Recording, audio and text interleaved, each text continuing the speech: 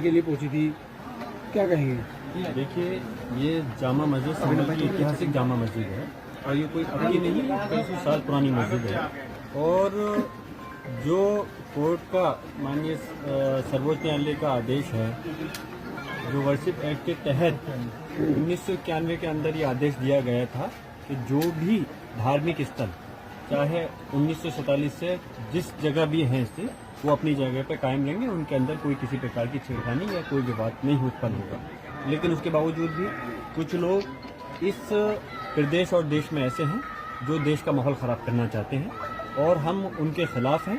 हम नहीं चाहते कि इस देश का कोई माहौल ख़राब है, हम चाहते हैं कि सब लोग मिलकर के रहें और देश की तरक्की के लिए आगे कदम उठाएं। लेकिन जो बाहर के लोगों ने आकर के यहाँ पर एक रिट दायर करी और उसमें सर्वे का वो किया और न्यायालय ने आदेश भी दिया, लेकिन इसके बावजूद हमें आपत्ति इस बात की थी कि कोर्ट ने 7 दिन का वो दिया था, जबकि दूसरे उसको हमें नोटिस दे करके हमसे जवाब नहीं मांगा गया कमेटी से। जबकि कमेटी से जवाब मांगते उसके बाद आदेश देते तो सही था। और ये हमारा ये भी अधिकार है कि कोर्ट के आदेश से हम लोग संतुष्ट हैं या हम कोर्ट के आदेश के विरोध में हैं। कोर्ट के आदेश से हम संतुष्ट नहीं होते तो इस वजह से हम हायर कोर्ट के अंदर हमें जाने का हमारा अधिकार है।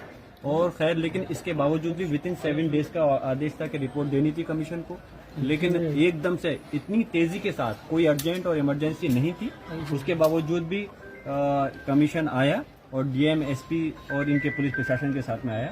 लेकिन यहाँ के मुसलमानों ने और सब लोगों ने मिलकर के, जनप्रतिनिधियों, मुसलमानों, सब ने मिलकर करके ये चीज़ साबित की कि हमें कोर्ट के मामले में हम कोई विरोध नहीं कर रहे और हम माहौल संभल का बहुत अच्छा रखना चाहते हैं।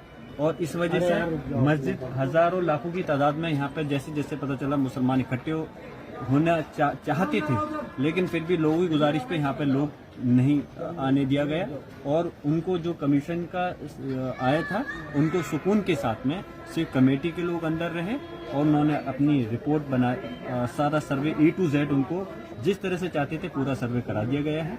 और ये मैं फिर से कह रहा हूँ, ये अल्लाह का घर है, मस्जिद है और इसमें मैं चाहूँगा कि सरकारों को ये संज्ञान लेना चाहिए, चाहे प्रदेश की सरकार है या देश की सरकार है। ये देश संविधान से चलेगा, कानून से चलेगा, किसी के मन मर्जी से देश नहीं चलने वाला। जो एक्ट सर्वोच्च न्यायालय ने 1991 में जो आदेश दिया था उसके तहत किसी भी धार्मिक स्थल के ऊपर कोई आपत्ति छिड़कानी नहीं होनी चाहिए, कोई रिट दायर नहीं करनी चाहिए। इसलिए मैं इसकी मुखालफत में हूँ और हम उम्मीद करते हैं कि उन्होंने जो सर्वे किया है उनको माशा बराबर, सुई के बराबर भी कोई 1 इंच भी चीज जगह ऐसी नहीं मिल सकती जो कि इस पर आपत्ति हो सके। ये मस्जिद थी, मस्जिद है और इंशाअल्लाह ताला मस्जिद रहेगी। आज माननीय सिविल जज सीनियर डिवीजन संभल साहब के ऑर्डर के कंप्लायंस में आज यहाँ पे एडवोकेट कमीशन की कार्रवाई शुरू हुई। अभी इसमें काफ़ी चीज़ें अधूरी रह गई हैं, बहुत सारे फीचर्स की इसमें स्टडी होना अभी बाकी है। तो अभी कोर्ट के ऑर्डर की कंप्लायंस में फर्दर जो एडवोकेट कमीशन की कार्रवाई है वो आगे बढ़ेगी और उसके लिए जो भी उचित दिशा निर्देश और जो भी उचित सहयोग प्रशासन से लेना है उसके लिए हम प्रशासन को प्रत्यावेदन देंगे। इस दौरान जो सर्वे हुआ है उसमें कुछ मिला नहीं, अभी तो देखिए बहुत ही प्राइमा फेसाई सर्वे है, काफ़ी चीज़ें हैं जो मैं इस समय नहीं बता सकता हूँ। लॉ एंड ऑर्डर की भी सिचुएशन है और मैं ऑफिसर ऑफ द कोर्ट भी हूँ, तो इसलिए मैं सिर्फ आपको इतना बता सकता हूँ कि इस समय कोर्ट के ऑर्डर की कंप्लायंस में आज यहाँ पे एडवोकेट कमीशन महोदय ने अपने कमीशन की कार्रवाई शुरू की।